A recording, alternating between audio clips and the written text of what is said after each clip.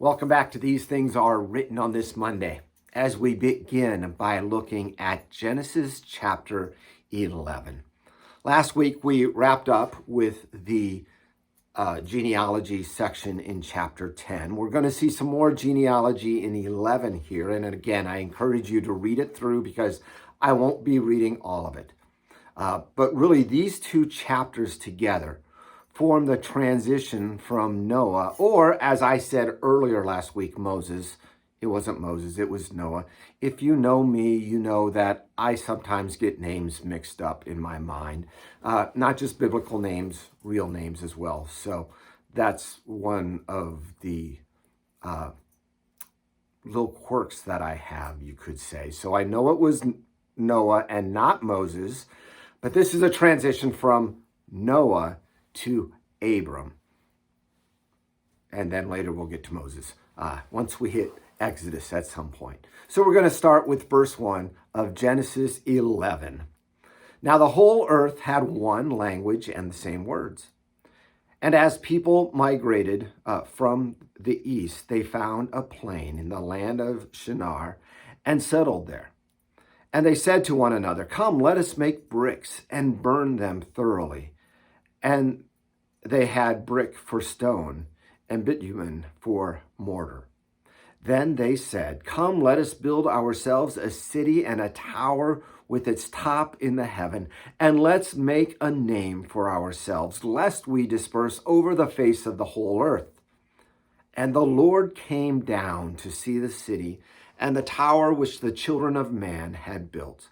And the Lord said, "Behold, they are one people, and they have all one language, and this is only the beginning of what they will do. And nothing that they propose to do will now be impossible for them. Come, let us go down and there confuse their language, so that they may not understand one another's speech." So the Lord dispersed them from there over the face of all the earth, and they left off building the city. Therefore its name was called Babel, because there the Lord confused the language of all the earth. And from there the Lord dispersed them over all the face of the earth. We're going to end at this point. Did you notice what happened with this technology? This new technology that they had discovered, how to bake the clay to make hard bricks, and how to use kind of a tar-like substance for the mortar.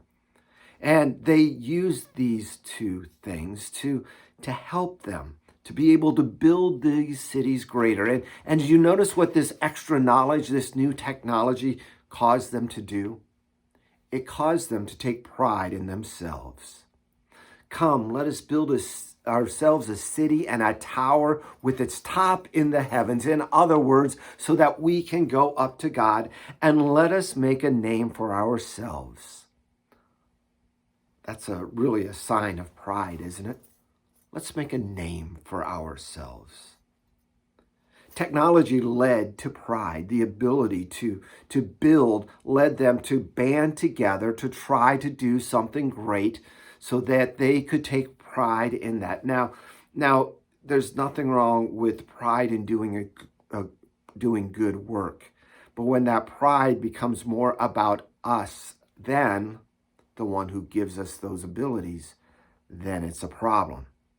Plus, they were disobeying God's command.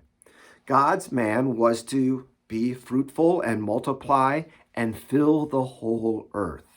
They decided to stay in that one area, that city, and to expand there only. They made a name for themselves. They wanted to make a name for themselves. Let's make ourselves great and not dispersed over the land. The Lord came down. I like how it says that. The Lord came down to see the city and the tower. He coming down shows that while man considered it great, God considered it very small and insignificant, but yet knew that they would continue to take pride, and that pride would lead them to no longer trust in the Lord. So the Lord came down to see what had happened. He confused their languages so that they would obey him and spread throughout the earth. How about now? Do we sometimes think that there are things that we, as a people, as a race, that there are things that no limit to our knowledge or ability? I mean, we look at our phones now. The phone that I am recording this on, I'll do pretty much everything. The editing of the video, I'll send it up to YouTube. All of that is done from my phone. I have more technology in the palm of my hand than it took to send the rocket to the moon. And sometimes this technology makes us think that there is nothing that we cannot do, no disease that we can't cure, no problem that we can't solve. But yet, have you noticed, no matter how much more technology and innovation there is always something more. We have made great advances in medicine, but yet there is one virus which brings the world to its knees. We have the ability to communicate now across the world with everyone. But yet, have you noticed how that technology of social media has become really abusive in many ways? You see, we trust in those things. Instead, we should be trusting in our Lord and not in our ability as mankind to control all things. I'm going to wrap up now with the very last part of this chapter. Verse 31 is where I'm going to start because it really sets up the next story with Abram. Terah took Abram his son and Lot the son of Haran, his grandson, and Sarai his daughter-in-law, and his son Abram's wife. And they went forth together from Ur of the Chaldeans to go into the land of Canaan. But when they came to Haran, they settled there.